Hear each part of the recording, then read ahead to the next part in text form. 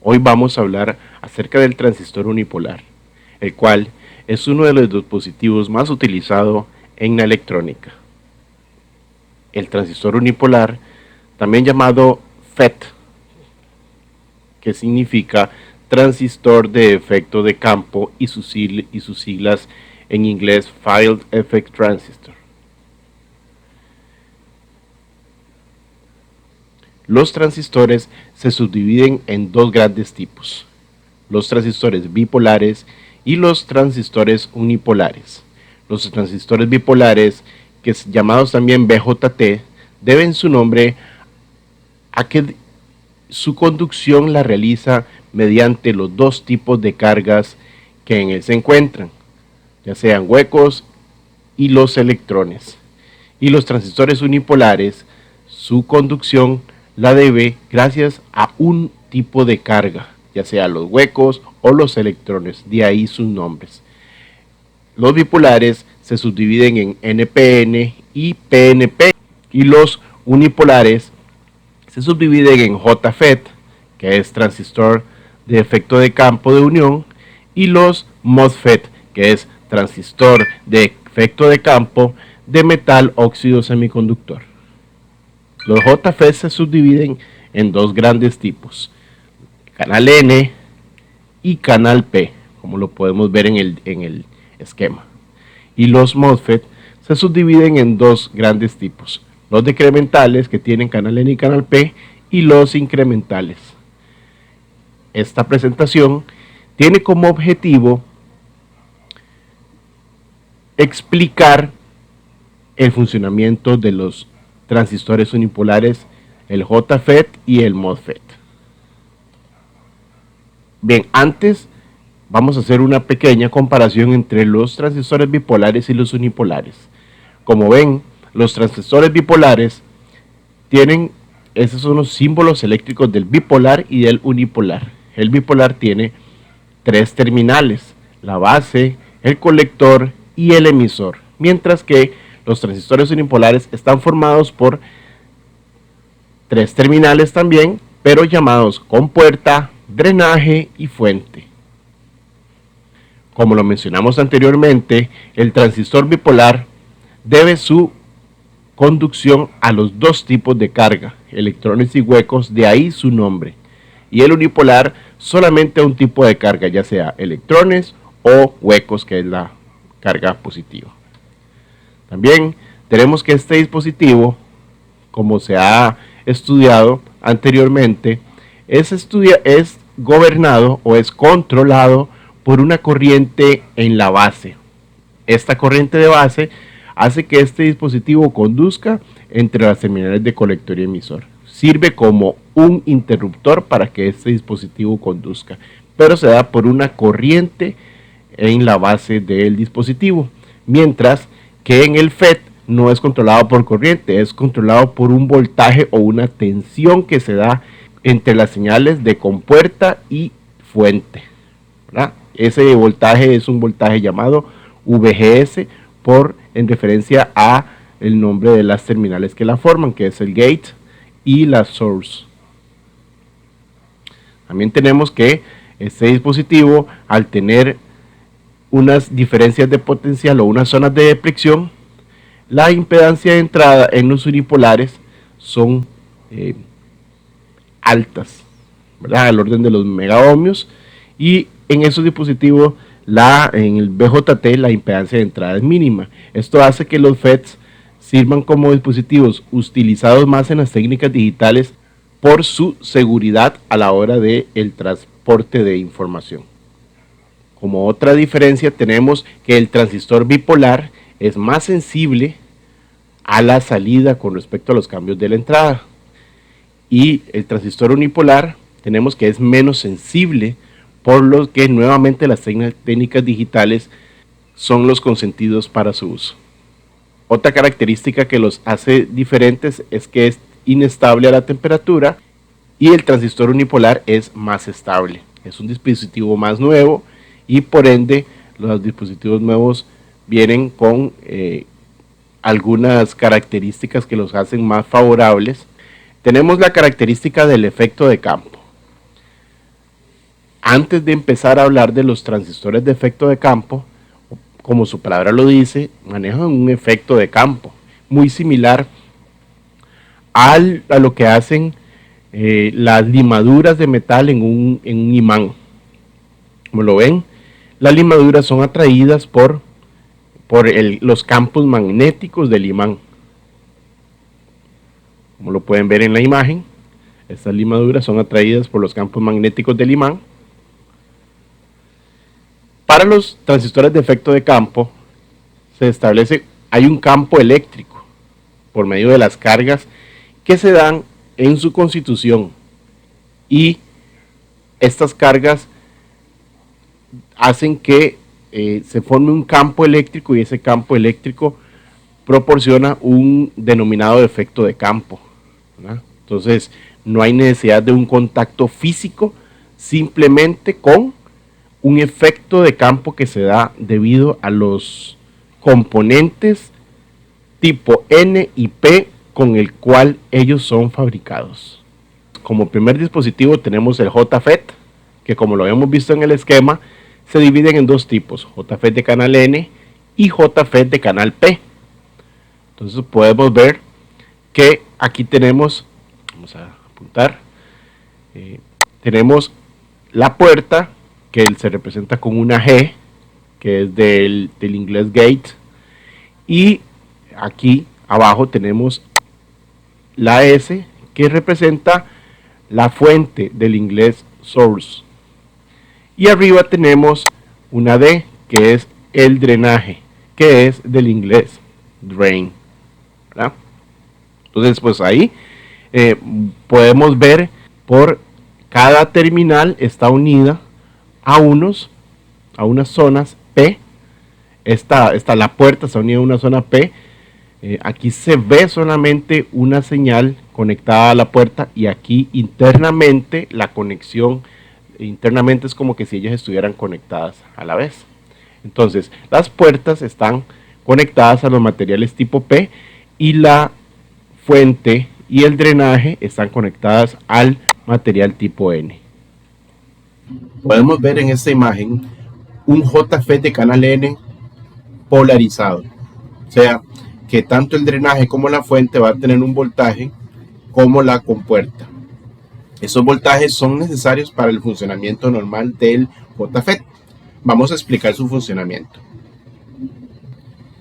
Primero tenemos que definir que en este momento hay un voltaje que se llama voltaje de drenador, VDD. Este voltaje está conectado en el drenador y la fuente. Y luego también tenemos un voltaje VGG conectado a la puerta y a la fuente. Este voltaje es el voltaje VGG, pero también por las siglas de sus conectores se le llama también voltaje VGS.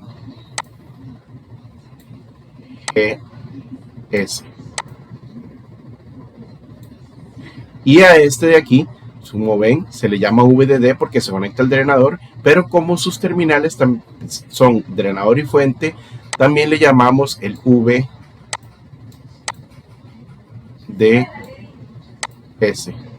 VDS.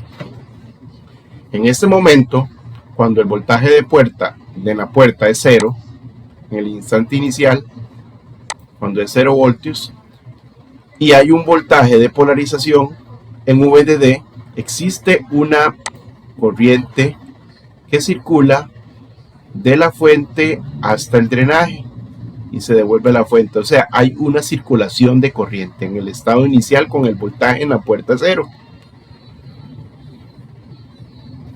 Luego, cuando este voltaje VGG empieza a ser más negativo, este me va a aportar electrones cerca de la puerta. Estos electrones también van a verse en este lado por la conexión interna. Estos electrones me provocan, como son cargas opuestas a los materiales tipo P que hay aquí adentro, entonces cargas diferentes se atraen. Entonces esos electrones son atraídos internamente y hacen que estas zonas, como grises que se ven aquí, que se llaman zonas de deflexión, se hagan más grandes. ¿Y qué pasa? Si se hacen más grandes, voy a ponerlas de otro color. Si esas zonas se hacen más grandes, esas zonas que hay aquí, se hacen más grandes cada vez, entonces, ¿qué pasa? Que este canal se va a ir estrechando. ¿Y qué va a ocasionar? Que haya menos corriente de fuente a drenador. Entonces, entre más negativo sea el voltaje, VGS o VGG, más va a aportar electrones a los sustratos P, se van a hacer más negativos y se van a ensanchar estas zonas de deflexión, impidiendo el paso de la corriente de fuente a drenaje. Así es el funcionamiento de este dispositivo. Básicamente podemos decir que este dispositivo, ¿verdad?, se comporta como un grifo, una llave, ¿verdad?, donde tenemos la fuente que cae aquí al drenaje, de la fuente cae al drenaje la circulación de la corriente, y la señal de compuerta, que es esta señal de aquí, este voltaje negativo, es el que me va a ir cerrando esa llave y me va a ir impidiendo el paso de la corriente. Luego de haber visto el JFET, que es el transistor de efecto de campo de unión, tenemos el segundo tipo de los FETs, que es el MOSFET, que son transistores de efecto de campo de metal a óxido semiconductor. Aquí la diferencia con respecto a los JFET es esta capa de dióxido de silicio que tiene aquí. Esta capa de dióxido de silicio. ¿Qué es lo que hace esa capa? Dar un aislamiento. Vamos a ver su funcionamiento de cada uno. En el caso del MOSFET de empobrecimiento, tenemos el MOSFET de decremental, que también lo llamamos así. Tenemos los MOSFET de canal N y de canal P. Podemos ver aquí el dibujito o el símbolo. Ese es un MOSFET de empobrecimiento de canal N. Ven aquí el canal que se forma N. Aquí de fuente a drenaje hay un paso de electrones, hay un camino abierto, ¿no? Y nuevamente la puerta está conectada internamente a este lado y a este otro lado al sustrato P. Y el adicionamiento de una capa de dióxido de silicio que impide que la puerta tenga una conexión física con el sustrato tipo N. O sea, no hay conducción física. Esto es como lo diferente del JFET, porque su funcionamiento es exactamente igual. Si vamos más adelante aquí y vemos que las polarizaciones son exactamente las mismas. Tenemos un voltaje de puerta VGG negativa, tenemos un voltaje de drenador fuente, ¿verdad?, positivo a drenador y negativo a fuente. Entonces, esto me va a provocar, vamos a ponerlo aquí, resaltarlo con una plumita. Vamos, cuando este voltaje es 0 voltios, aquí hay una polarización de drenaje a fuente, entonces me va a provocar una circulación de corriente de fuente pasando por este canalito hasta el drenaje. Eso me va a provocar la circulación en ese sentido, ¿verdad? Pasa por N, por este pequeño canalito que se forma ahí, un canal estrecho, y da esa circulación. ¿Qué pasa cuando aquí es negativo o empiezas a aumentar este valor de voltaje? Cuando empieza a aumentar este valor de voltaje, como en el JFET, aquí se me empiezan a unir o a agregar cargas negativas a la compuerta, igual que en el JFET, y también a este lado, obviamente, ¿verdad?, porque eso internamente está conectado. Entonces, ¿qué hace esta acumulación de electrones en la puerta? Hace que aquí se empiece a formar una pequeña capa de electrones, y aquí, si ustedes lo ven, hay huecos, hay cargas positivas. Entonces, estas cargas positivas son atraídas por la acumulación de electrones que se dan aquí, ¿verdad? Entonces va haciendo que este canal o esa zona de deflexión que hemos estado viendo, que en este caso la zona de deflexión es esto que se forma aquí, la zona de deflexión, hace que este canal, entre más negativo o entre más electrones hay en la puerta, este canal va a irse cerrando más y más, entre más electrones se va a ir cerrando, hasta que en la puerta no haya una corriente de fuente de drenaje y sea cero. Entonces, así es el funcionamiento. En resumen,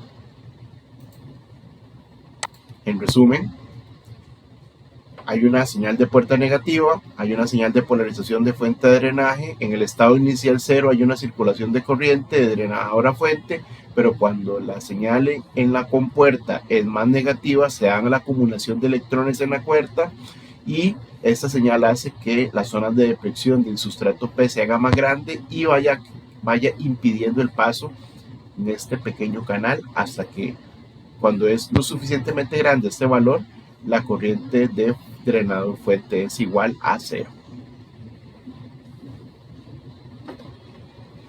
Luego tenemos el MOSFET de enriquecimiento.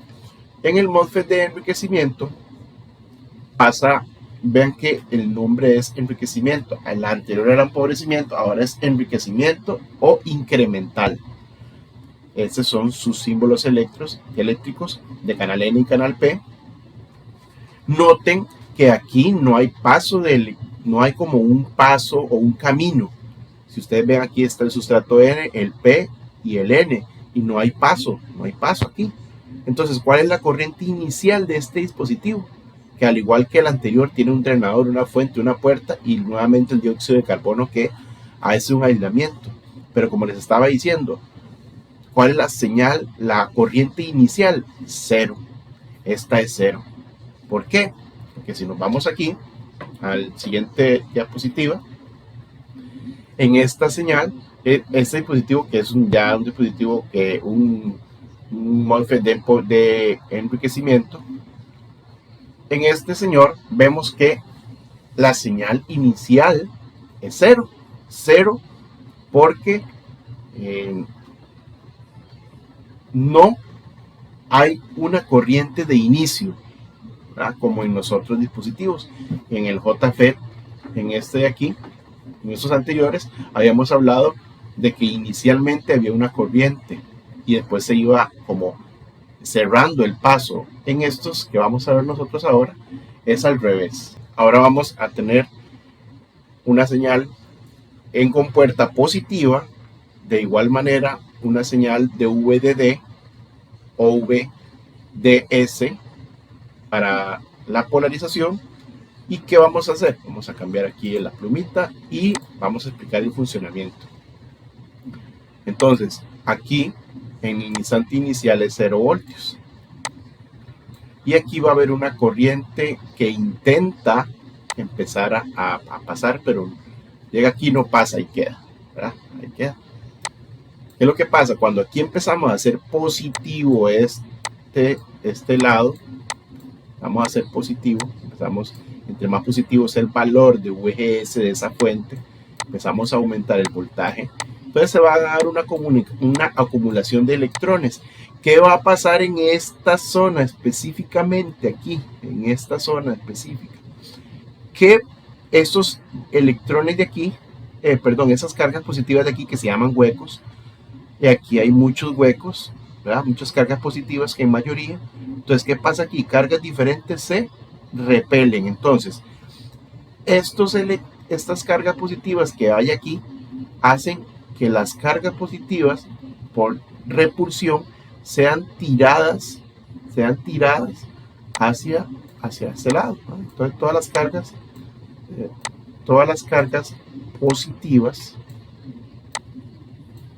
cargas diferentes, cargas iguales se repelen. Entonces las cargas positivas que hay aquí, como lo ven, los que están cercanos a la zona aquí de contacto con el dióxido de silicio son repelidas, mientras que esta acumulación de cargas positivas hacen que sean atraídos hacia el canal,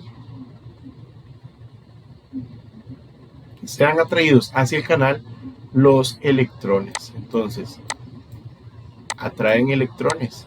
Entonces, ¿qué pasa cuando se da una acumulación de electrones? La corriente dice, mira,